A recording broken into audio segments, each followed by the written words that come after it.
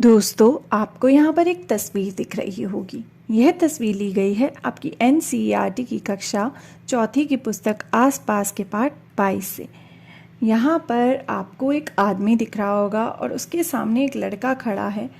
लड़के की उंगली चक्की की तरफ है और आदमी की उंगली ट्रैक्टर और खेत की तरफ। तो चलिए देखते हैं यहाँ तस्वीर में आखिर हो क्या रहा है, क्या कहानी है इस लड़के की, आखिर वह इतना परेशान क्यों है और वह क्या कहने की कोशिश कर रहा है। धोंडू का परिवार बहुत बड़ा है। परिवार के रुपए पैसे और खेती बाड़ी का सारा काम बड़े काका ही संभालते हैं। परिवार के छोटे बड़े सभी निर्णय वे ही लेते हैं। अभी तक तो धोंडू खेत में काम करता था, पर अब वह कुछ नया करना चाहता है। वह बैंक से कुछ पैसे उधार लेकर आटे की चक्की लगाना चाहता है। गांव में एक भी चक्की नहीं है। धोंडू को पूरा यकीन है कि उसके नए काम से परिवार को फायदा होगा।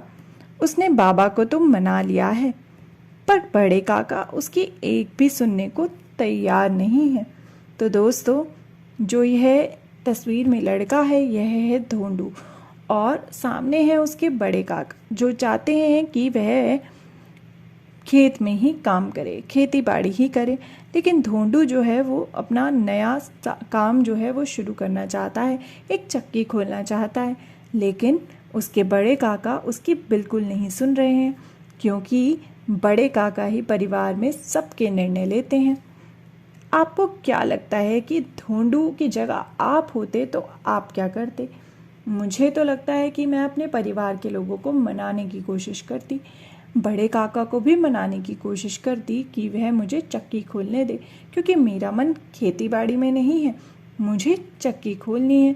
तो मैं उन्हें यह समझाने की कोशिश करती और वह ना मानते तो मैं बहुत दुखी होती। ज़रा सोचिए दोस्तों, यह किसका फैसला होना चाहिए? Who will decide?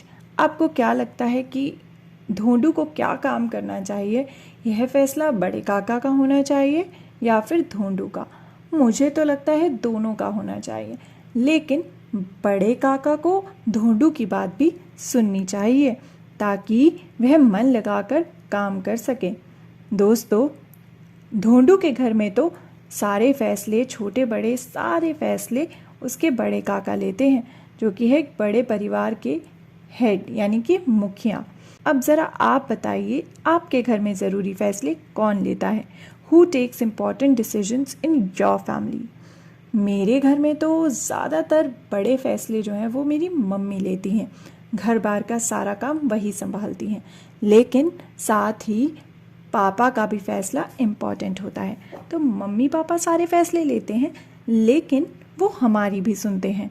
जब हम अपनी बात कहते हैं तो वे हमारी भी सुनते हैं। जब भी धोंडू की तरह मैं कुछ नया करना चाहती हूँ या फिर कुछ अलग करना चाहती हूँ, तो मैं अपनी बात अपने मम्मी पापा के सामने रखती हूँ और फिर वह अपनी राय देते हैं और फिर मिलकर हम एक डिसीजन पर आते हैं, यानी मिलकर एक फ़ैसला लेते हैं। लेकिन धोंडू के घर में तो ऐसा नहीं है।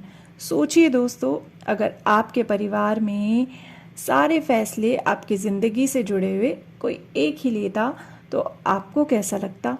क्या आपके घर में भी धोंडू के घर की तरह कोई एक ही इंसान फैसले लेता है?